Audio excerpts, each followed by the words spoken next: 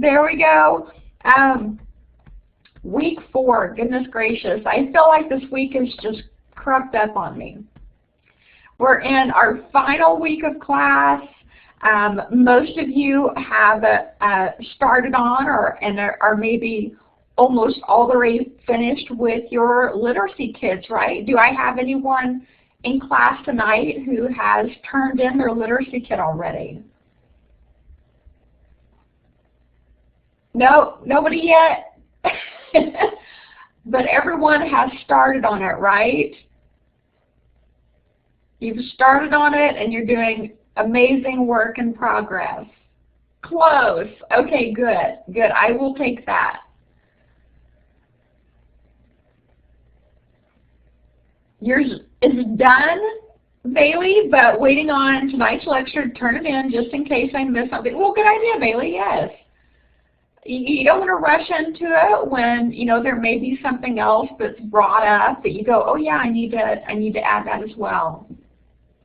That's a good idea. And Brittany, what about Jessica? Jessica, have you started on your literacy kit?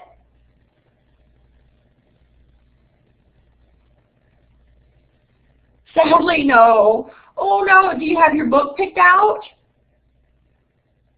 Yes, okay, well that's the big start right there.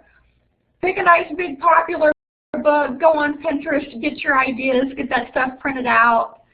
You'll be ready to go.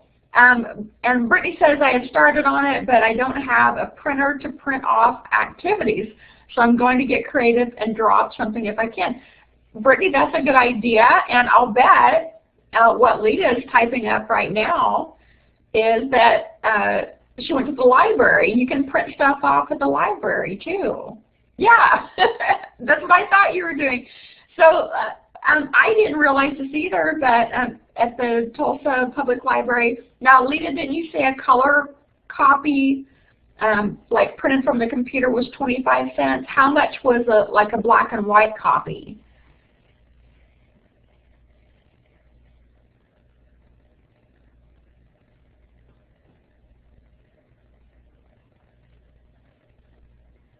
Oh, 10 cents. Okay. So that's kind of a nice option if you have a library nearby. And guys, also, as part of your community care college tuition, you're actually allowed to print out a certain number of things. And I'm sorry, I don't know what the magic number is. For some reason, I'm wanting to say it was maybe 30 pages, or you can go to the Community Care College computer lab and you're allowed to print so many things there as well. So keep that in mind, okay?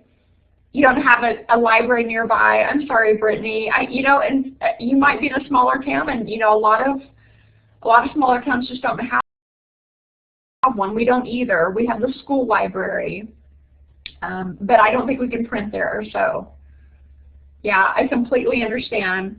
Or even, you know, emailing it to a friend and maybe they could print one off for you. I know I've had to get so creative in the past. Yeah. Well, if you did have, if you're near Tulsa, the Tulsa Public Library is just amazing. All the resources they have at the library and online as well. You don't have to live in Tulsa to use their library. I can have a card because I work there. All I have to do is prove that I work in Tulsa. So I thought that was kind of fantastic. All right, so most of you, you're working on stuff, you're getting the literacy kit done. Hi Desiree, how are you? I thought I saw somebody log on. Let me get you written down so I can get your points. We want those points, right? Fantastic. See if you can email the activities to use to your parents and see if they get, oh, that's an idea, right? Good idea, Brittany. Yeah, that'll work. That will work. Very good. Okay, so we're working on literacy kits. We're working on week 2 activities. There's just a few things left. Goodness, we're almost done with our course. Everything is due, as usual, by Sunday at midnight, this Sunday, May 15th. And next course begins on Monday for those of you that will be in there. Next course is ECE 113, Creative Art, Movement, and Expression. Fantastic fun class. I would put it second next to Language and Literacy as far as one of my favorite classes go. And of course, with a title like that, yes, we'll be using Pinterest. So you'll get to build a few more boards in that class as well. First of all, let's see, our student question of the week, since this kind of goes along with the literacy kit, do I have to physically turn in the literacy kit? I get this question almost every time.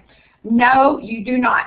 You're putting together the literacy kit, and then you're virtually turning it in by submitting pictures of the finished project. And remember, you're turning in 2 pictures. One of you holding the container or bag that contains the literacy kit, and you're sort of proving in that way that you did it. And a second picture of a close-up of everything spread out that would be in the kit, including the directions, okay?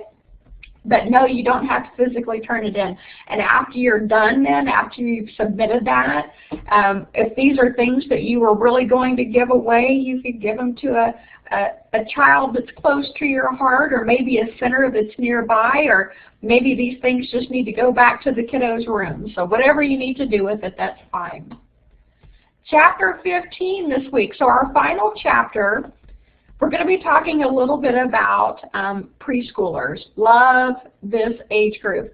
A little bit about cognitive language and literacy environments, but mainly focusing on our precious preschoolers. Now, we've talked about this in several of our assignments. Preschools are in what we call the pre-operational stage. So from about 2 to 3 years old to about 7 years old. So it's a pretty big span there. They understand that an object has permanence, but even though it's covered up, that they can't see it, maybe with a sheet or a towel, they realize it's still there on the other side. Unless we pull some magic on them, and that really confuses this age group. Last class for you, Lita, that's right. Oh my gosh. Crazy. So they begin to use language to represent some of their objects and ideas, so they're verbalizing more. They're still very egocentric, which means they cannot look at the world through anyone else's eyes but their own. And this fact right here with the 2 to 7-year-olds is why it makes so hard for them to do things like sharing their favorite toys, playing a game that's cooperative. You know, we can work on these skills, but they still really just see the world from their eyes. So just realize that they're still developing those skills. And they do not understand the concepts of conservation. If you look at this picture of the lemonade over here, this is an example of it. You've got 2 glasses holding the same amount of fluids, but they're different shapes and sizes. And so the 2 to 7-year-old is going to say the glass on the right has more fluid in it than it doesn't, but it doesn't, it's just taller. So that's the idea of conservation. So they don't quite have that down yet either. Okay? Oh, I thought this was a video that didn't work last time, and I actually thought I had deleted that. Sorry, let's skip right over that. So here's an example, and from Family Circus. I don't know if you guys read this cartoon. It's in the newspapers. Exactly, the second one's skinnier. That's right, Lita. So in Family Circus, she says, wait a minute, White PJ get 4 sandwiches, and I only got 2. So if you look at the picture again, here's an example. Hers is cut in 2, and his is cut in 4 pieces. They're getting the same amount, but she just doesn't understand that and thinks that there's a certain number, then he's gotten more. You're gonna try this with your niece and nephew, Desiree? Fantastic. Okay, well, let us know how it went, okay? Are they in the same age group?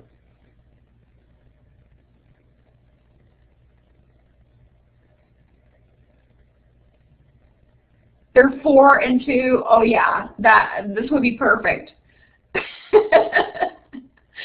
Perfect, exactly. So what are the teacher's roles? What's going to be a little bit about your roles in play and in learning?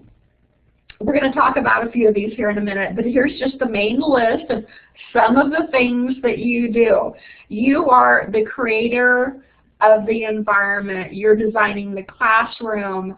You're picking how things are laid out, what they look like. You're picking the theme of the classroom. There's all these things that you get to do as the teacher in your classroom to create this amazing environment. You're also the observer and the recorder, because we've talked about looking for problems. Maybe we're having behavior issues, so we're writing down what's going on and the activities of the day.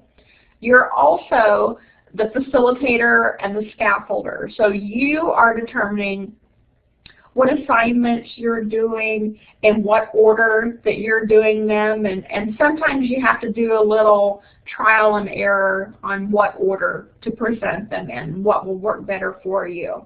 You're also being the model of good behavior. So remember, anything that you do, the children are also going to want to copy, right? So you're being the good model. You're also being the questioner, asking them questions, drawing information out of them. You're the responder to their questions, and they have so many questions. And you're also the planner as far as the weeks and the months go by. So you have lots of different hats. So first of all, let's go back to that first one, which was the creator of the environment. I absolutely love this little section of this classroom. Can you see this picture okay? Oh, no problem, Lita. Yeah, go check on DJ. Exactly. So those of you that are on smaller devices, you may not be able to see it well, but this is a little, it's almost a hallway area in a classroom. And we've got a grocery store that is kid size with a door with a cash register. We've also got little baskets over here. So I'm sure if we could see the other side of this grocery store, there's also going to be wooden or plastic groceries that the kids can shop for. And then they can add up the price, right? Then down the hallway just a little bit, you've got, it looks like a little sign like you went in the street. You've got another mock building that might be a bank. You've got another little building that I can't see. It could be a house. So they've done this mock-up of like a little street that the kids could go through. Okay, and what, Bailey? They have the exact setup at Learning Experience, a daycare I visited in Texas. It was called Imagination Station. Yes! And they even had little cars to drive. Oh my goodness, I love that. I love that. So can you see how creating something like this in your daycare, in your preschool, would be such an enriching experience for the children to get to play out these things that they see in everyday life, and of course they'll connect to them more as well. So I love that, and I'm sure you guys enjoy looking at Pinterest and looking for ideas of what your future classroom might look like. Or if you're already teaching and you already have your classroom, you're always looking for ideas of maybe what you'll do next year, how you'll change it. Each year as a teacher, you're improving and you're changing. So you're always looking for what you're going to do next. Here's an example of a teacher being a good model. So the teacher doesn't just tell the kids what to do. They don't just tell them what words to sing. They sing along with them. They play along with them. And many children need to see the movements to be able to copy them too. Exactly, Lita. They need to do the things that they're requesting the child to do as well, which is fantastic. So being that model. And next we have a picture of a teacher again, and this time she's being the questioner. So I want you to look at, we've got the table, we've got a little container with baby dolls in it, and there's a little soap and water, looks like some sponges too. So they are playing with what would be like bath time, right? We're having play bath time, and kids love baths, most of them do. So you tell me, if you were the teacher in this classroom, if you were the questioner, what are some of the questions you could ask these kids while they're playing? What were some of the things that you could come up with to ask them to get them dialoguing with you? Because we want to increase their language. We want to not just tell them things, but we want to learn from them as well. Pointing out the body parts. Yes, exactly. So that would be labeling, right? We're telling them arms, legs, belly, head. Exactly. That would be great. You could even get into what, of course, they want to name the babies, right? So what the babies' names are. Ask them if they like baths, if they do this at home. Yes, because you know what? Some kids do baths and some kids do showers. You never know. And what are their toys that they play with? Yes, that's a good one too. Exactly. So there's lots of different things that you could talk about during this play thing to ask them questions, ask them open-ended questions, so that they can then formulate a response, whether it's just coming up with words or coming up with a whole sentence or maybe even a whole paragraph. So even though we're not writing this down, we're talking it out. That's right. What you do in the bath, exactly. Do you splash around? Do you have to sit down? You know, you could even go into bath safety. Be sure you keep the baby's head above water. Yeah. So be the questioner. The best teachers are very good questioners. Okay. A little bit about planning. I know we've brought this up before in a previous class. Can't remember which one it was. But a big thing that you do as a teacher, of course, is plan. And if we look at the planning process, let me see, where's our beginning here? Reflect. All right, let's start right over here on the right-hand side. You're planning the learning, you're planning the experience that you want to have in the classroom, you're coming up with goals and the materials that you need. You may have to send a letter out to parents requesting materials. You're figuring out when, where, and how this is going to happen. Is it going to be in the classroom? Is it outside on the playground? Do we need to go on a field trip to accomplish this plan? So you're getting everything together, then you are implementing your plans. It has happened. You have maybe taught this unit in the classroom or this activity that you've developed. Then you're going to reflect on the learning experience. You're going to make adjustments, and each time you do a lesson plan or an activity, you hardly ever do it the same because we're constantly improving. We'll make little notes about revisions or changes. And you're going to do observation.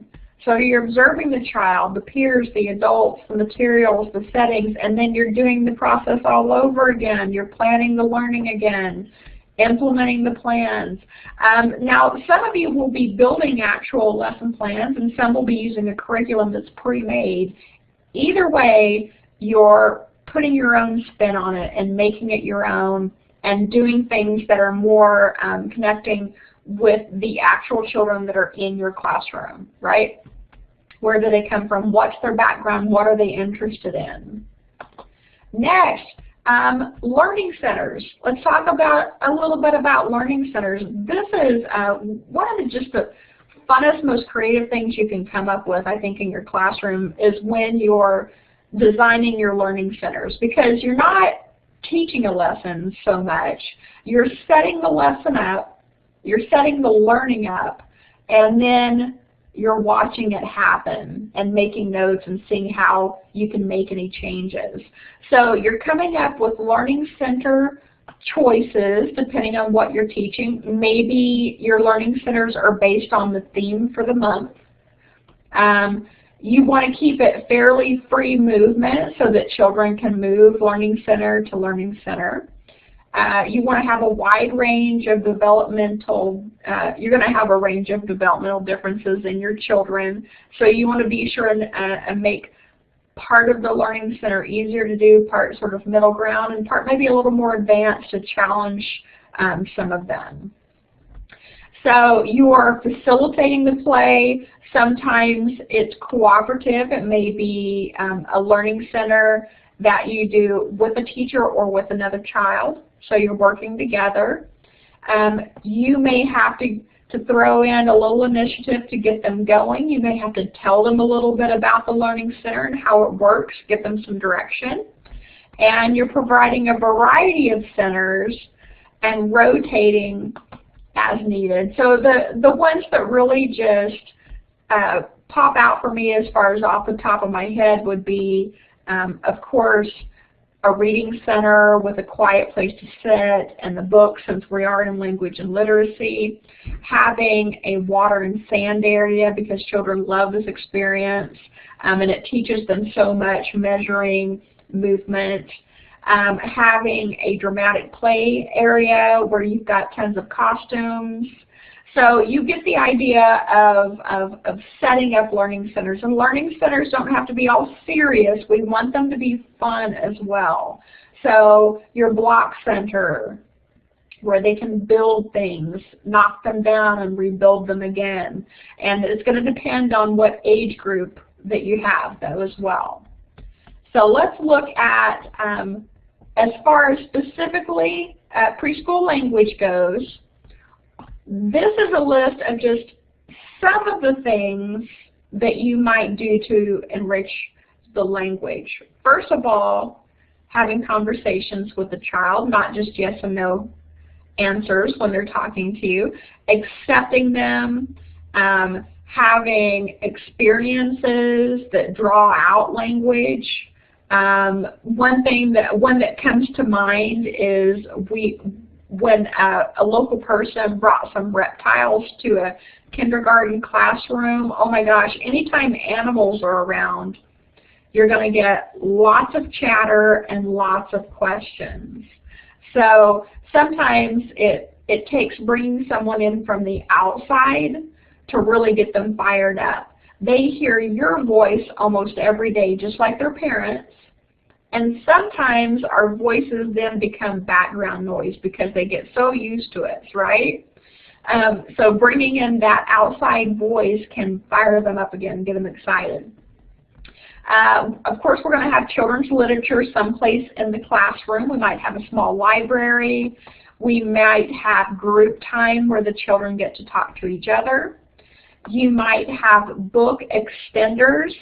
And book extenders are what you guys are developing with your literacy kit. So you're not just reading the book and stopping. You're talking about a lot of the words, the main words in the book. You're doing activities that go along with the book. Maybe you're doing an art and craft that goes along with the story as well. So there's lots of ways you can extend that book and make it a richer experience. Of course, you're going to have a print-rich environment where lots of words, maybe labels posted in the classroom, could be in English, could be in Spanish, could be in French, because remember, we want to open up the different languages. Show and tell. Oh, you took your dog for show and tell for your son. Oh, I love that, Lita. I love that. Do you guys remember, think back to grade school maybe, did you have show and tell in any of your classrooms? Do you remember that experience? Do you remember something that you brought up to the school, or whether you liked show and tell or didn't like show and tell? I know it was very much a part of my grade school experience, but I know that they stopped doing some of this at some point. So did you guys have show and tell when you were in school? Brittany, Bailey, Desiree, Jessica, Lita?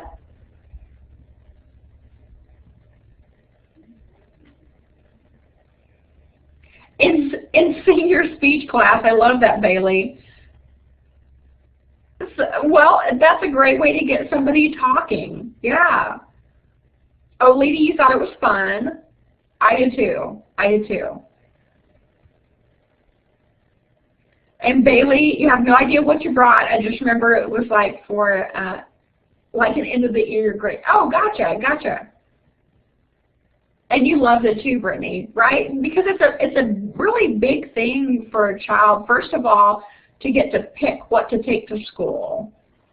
You know, what item are you going to bring? What do you think? Oh, your teddy bear, Lita.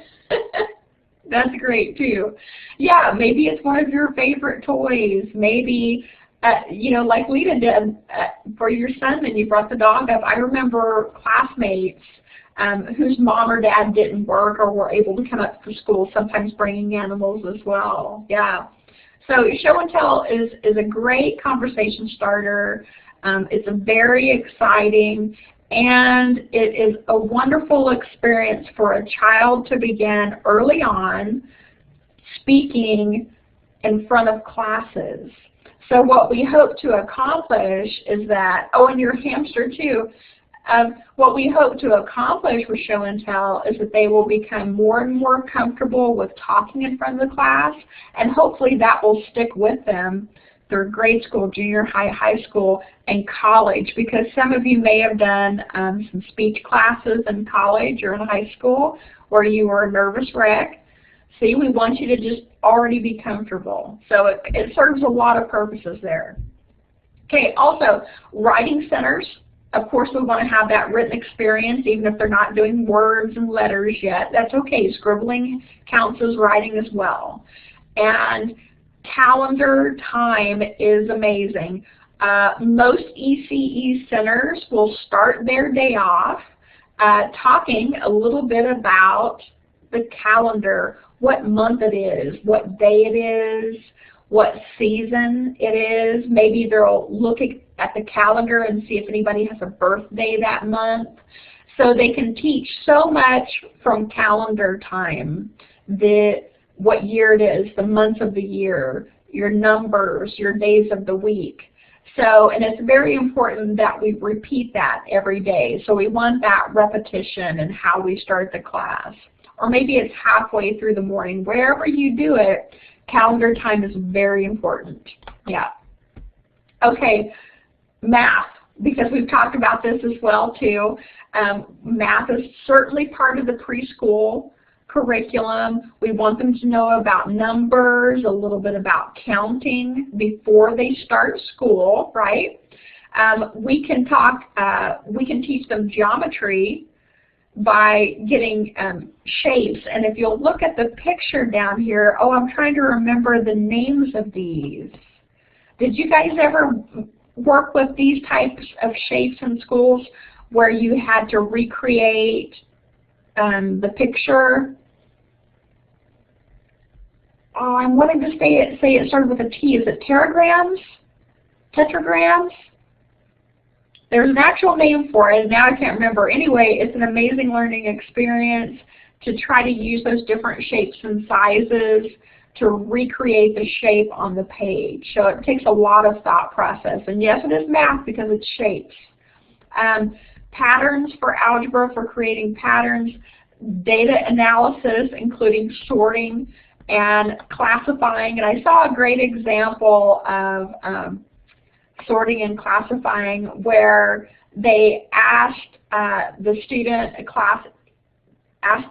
little kids a question each day, and they had a dry erase board where they had yes or no. And so they would ask them a question, they would mark down who all said yes, who all said no, and then they could count it up. And it may be something as simple as, did you wear a jacket to school today?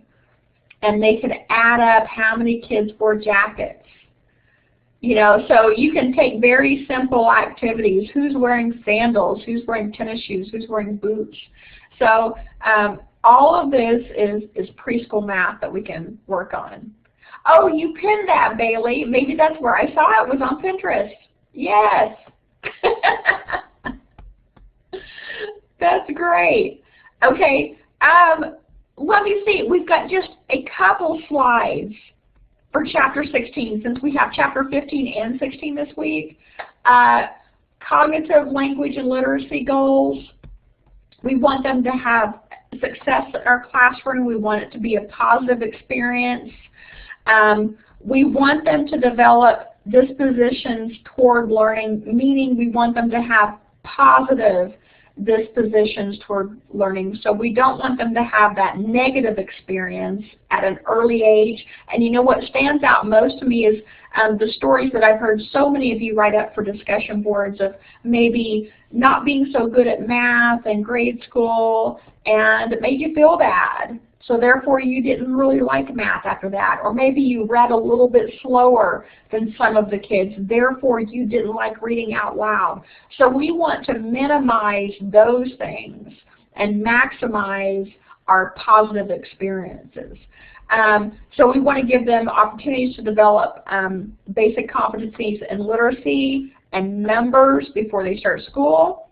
And we want to continue helping them develop as an individual and learn a little bit about themselves, what they really like, what foods they like, what colors they like. And you guys know with the little kids, this will change. Could be in 6 months' time, we'll have a totally different child that doesn't like purple anymore.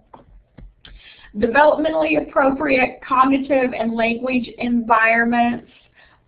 We've already kind of talked about this, using themes from the classroom, doing project work as opposed to just worksheets that we sometimes do with preschool kids.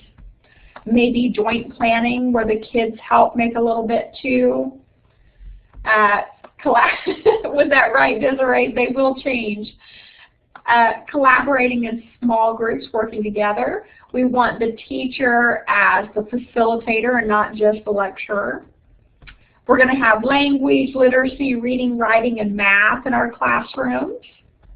And with reading, we're talking about exposure to lots of different types of the printed word. So not just books. We might also have some handwriting. We might have words up on the smart board. We might be writing on a dry erase board. So there's lots of different ways that you can present reading and words. We want to immerse them into a reading environment, give them purpose for why we're reading this book. Maybe it goes along with the lesson.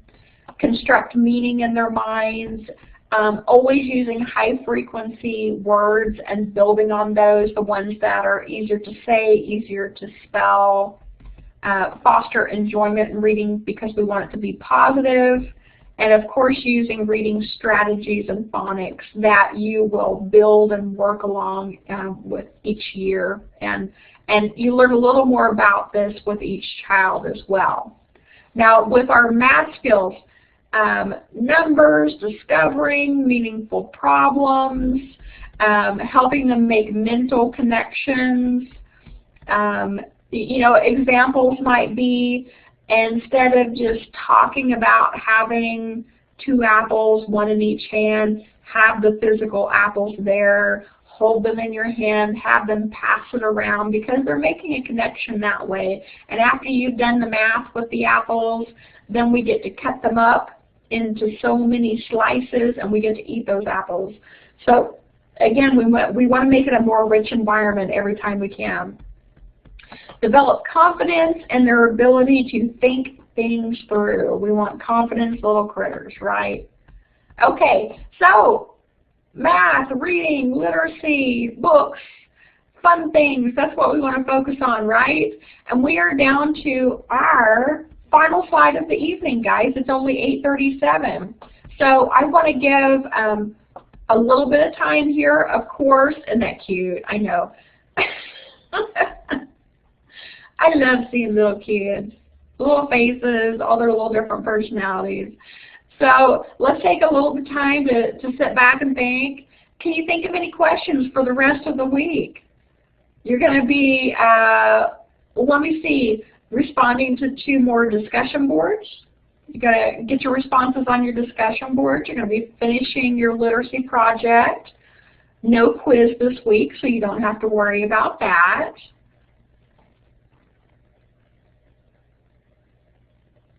You're good here? Okay, wonderful, Bailey. Well, have a great weekend, too. Email me if you have any questions, okay?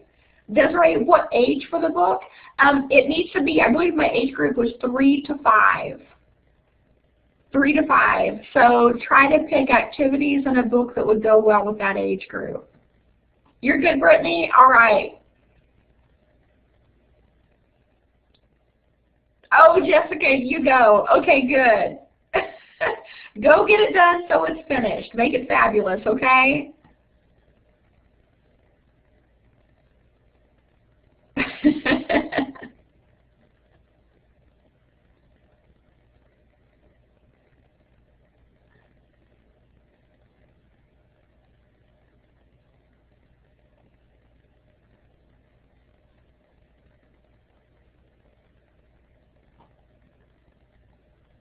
Yes, you're right, Lita. Yes. You need to make a list of sight words from the book, the ones that are just pick out a few. For 3 to 5-year-olds, you want to pick out, I don't know, maybe 5 or 6 words would be plenty.